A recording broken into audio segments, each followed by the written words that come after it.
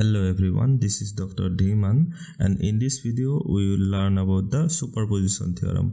We have to see all the conditions for which we can apply a superposition theorem. So the first condition to apply the superposition theorem is the circuit should be linear or in a linear network. A network is said to be a linear network when it follows the Ohm's law. So Ohm's law states that V is equal to IR. This is the mathematical expression for Ohm's law. So here capital V, this is the voltage, this I, capital I is the current, and this capital R, this is the resistance. So in a linear network means suppose 10 volt is producing 2 ampere, okay, at the time t equal to suppose 10 second. Suppose after another 10 second, okay, if the applied voltage is 10 volt, then also the current should be 2 ampere. This current should not fluctuate at t equal to 20 seconds. Okay, we have to consider the sources separately, and the second condition is voltage source should be replaced with its internal resistance. If the voltage source have an internal resistance, then we have to replace the voltage source with an internal resistance. And if the voltage source is ideal voltage source, that is if it does not have any internal resistance, then we have to replace with a short circuit. And if the internal resistance is 0, then we have to replace with a short circuit. So this is the second condition. And there is another part, if we have a current source and if we have to replace this, then we have to apply a open circuit. Why open circuit we have to apply? Because a current source have infinite internal impedance. Okay, suppose current source is denoted like this. Okay, suppose if we have a current source, suppose 2 ampere current source, this current will go through this way and follow this way, and it will enter here. Okay, so this current cannot flow from this point to this point through this current source. It has an infinite internal impedance. That is why we have to replace a current source with a open circuit. Okay, and we have to replace the voltage source with a internal resistance. These are the two conditions. Suppose now let us consider a example circuit. Okay, suppose we have a resistance like this. We have another resistance. Suppose we have a third resistance. Suppose we have a voltage source here. Suppose this voltage source has a voltage of 6 volt and its internal resistance is suppose 0.5 ohm. Okay, its internal resistance. This voltage source has a internal resistance of 0.5 ohm. Suppose in this side also we have a second voltage source. So these are the fixed voltage source, 12 volt, and its internal resistance is suppose 1 ohm. Here we have 0.5 ohm internal resistance, and this 12 volt voltage source have a internal resistance of 1 ohm. Okay, now let us consider the resistances value. Suppose this resistance have a 2.5 ohm of resistance. The second one has a suppose 2 ohm resistance, and this third one suppose we have a resistance of 6 ohm. This is one node, this is another node. Suppose this point is denoted with A and this point is capital B. Suppose current is flowing in this direction and this current value is suppose I1. Suppose the current amount is I2, and suppose the current flowing through this branch is capital I. Are you getting my point? So these are the current values we have assumed. Two EMF sources, 6 volt, and this is the 12 volt. Okay, these are the two EMF sources. Now we have to apply the superposition theorem. According to superposition theorem, we can find out current flowing through a element or voltage across that element using superposition theorem. So according to superposition theorem, the current which flows at any point is the sum of currents which would flow at that point if each generator is considered separately. Here the generator word means the voltage sources. This is one voltage source, this is another voltage source. These are the generators because they are generating the voltage. If we have a current source, then that will be another generator. Okay, generator can be a voltage source or current source. All the voltage source and all the other generators replaced by the internal resistance. So for this 6 volt source we have a internal resistance of 0.5 ohm, and for this 12 volt we have an internal resistance of 1 ohm. Now let us redraw this circuit, and what we have to do, we have to consider one generator acting alone. First of all, let us consider that this 6 volt generator is acting alone, and we have to replace this 12 volt generator with a internal resistance, because as per the superposition theorem we have to replace the voltage sources or current sources with its internal resistance. Okay, if we have a current source we have to consider a open circuit, because in case of current sources we have infinite internal impedance. That's why if we have a current source we have to replace with an open circuit. And the voltage source, if it is ideal source, if it does not have an internal resistance, then we have to replace with a short circuit. Otherwise we will replace the other voltage sources with a internal resistance. Now let us first consider this 6 volt acting alone. This circuit can be redrawn as, suppose we have this circuit and we have to redraw this circuit now. Okay, so in this circuit, suppose this 6 volt is acting alone. Okay, this 6 volt. So first of all, draw the 6 volt voltage source.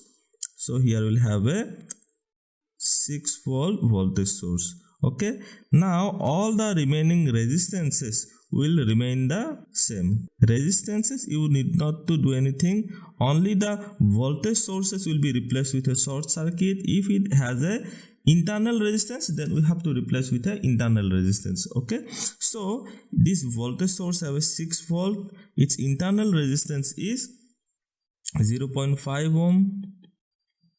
This one has a 1 ohm internal resistance. This is the internal resistance of the voltage source. Okay. Now what we have to do, we have to consider the currents. So if we have only one voltage source, what will be the current direction? Current will flow in this way. Now the current will flow in this way. Okay, suppose this current is nothing but suppose I1 prime. Okay, now the current will flow in this way. This will be I2 prime. The current will flow in this way also. This is I prime. This is I2 prime. Okay, so now let us calculate the current. Suppose in the question you are asked to find out the current capital I. Suppose you have to find out this capital I current.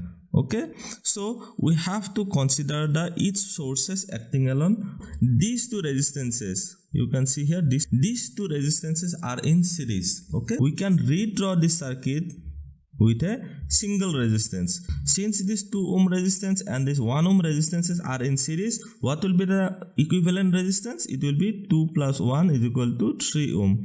So we can replace this 2 ohm resistance and 1 ohm resistance with a 3 ohm resistance. And this 3 ohm resistance is in parallel with this 6 ohm resistance. So what will be the equivalent resistance?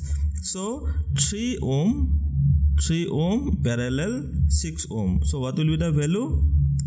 So what will be the value? 3 into 6 divided by 3 plus 6. Okay, so what will have? 18 divided by 9 is equal to 2 ohm. That means this whole circuit, now let us see here, this whole part has a resistance of this 2 ohm. Okay, now this 2 ohm is in series with this 2.5 ohm and this 0.5 ohm. So what will be the total resistance? Therefore the total resistance is equal to this 2 ohm plus this one 0.5 ohm, 0.5 plus this one is 2.5. 2.5 ohm. So what will be the summation? 5 ohm. That means the total resistance is 5 ohm. Okay, we have found out the total resistance. So if we now find out the current is equal to I is equal to V by R as per the Ohm's law. So what is the total current for this circuit? This is the total current, I1 prime. Okay, therefore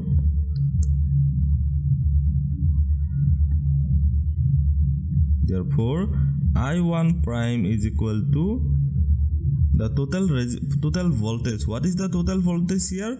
This is the 6 volt. Okay, 6 volt divided by total resistance. So 6 volt divided by 5 ohm. Okay, so what will be the value? It will be 1.2 ampere. That means I1 prime is equal to, this is the total current. Okay, but in the question we have to find out the current through this 6 ohm resistance. Okay, so for this 6 ohm resistance we have to use the current divider rule.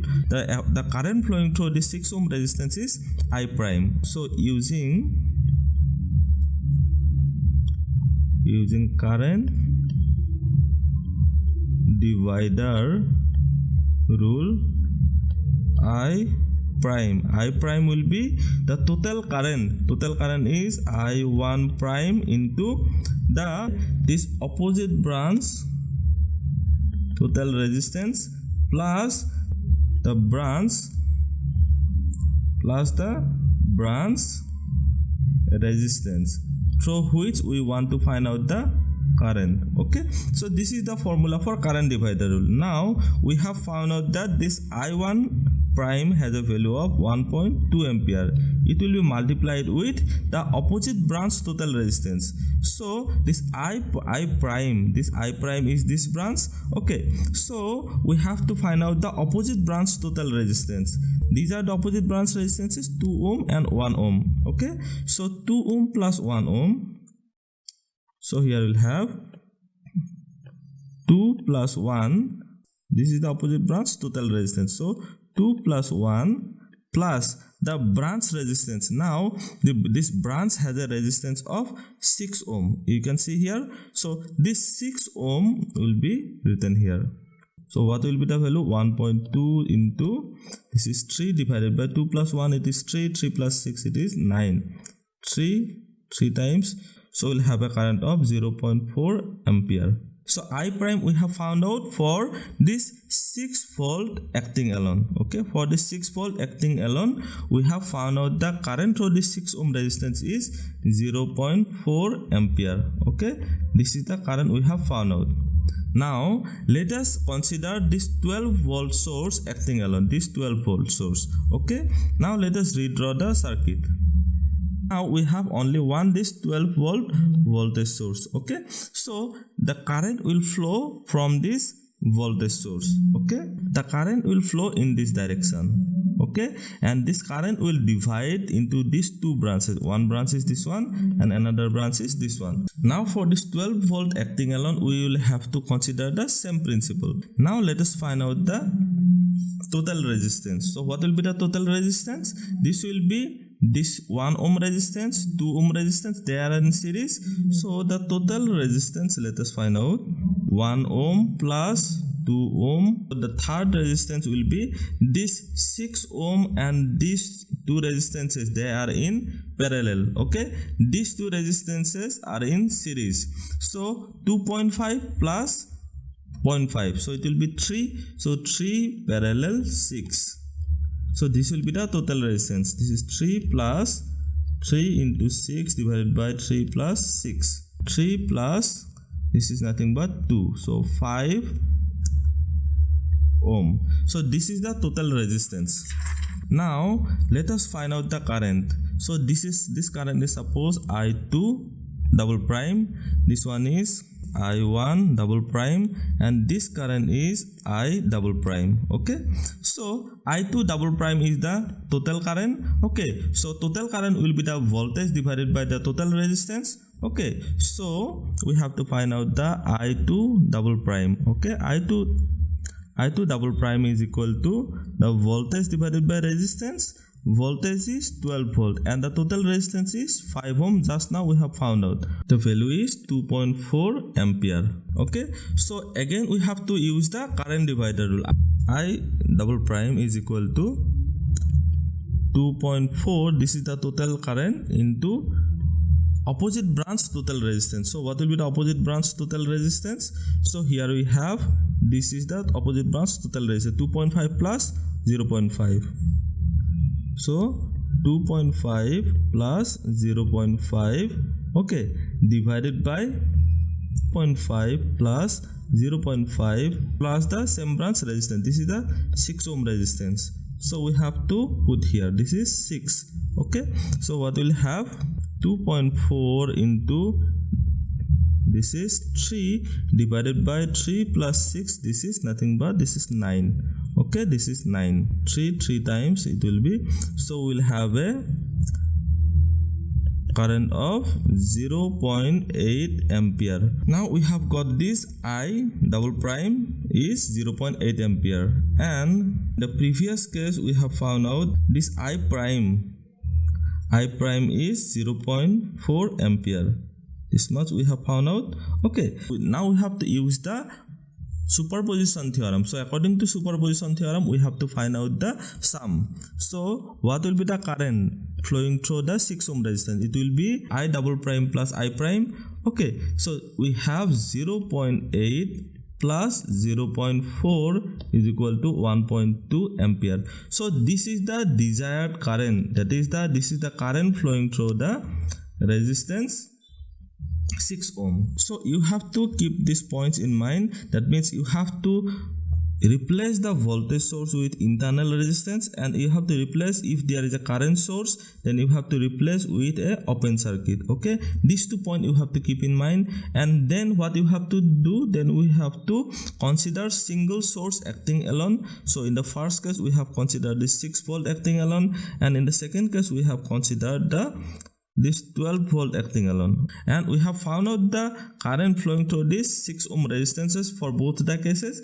This is as per the superposition theorem. Okay, if we now find out the voltage drop across this 6 ohm resistance, now if we find out the voltage drop across 6 ohm resistance, so what will be the voltage drop? Now we have found out the total current, so voltage drop will be equal to I into R. So I value is 1.2 ampere into what is the resistance? It is 6 ohm. So what will be the value? So the voltage drop will be 7.2 volt. Okay, so this is the voltage drop across the 6 ohm resistance. So this much for today. Thank you for watching. If you have any question, please put it in the comment section below. Also like, share and subscribe to my channel.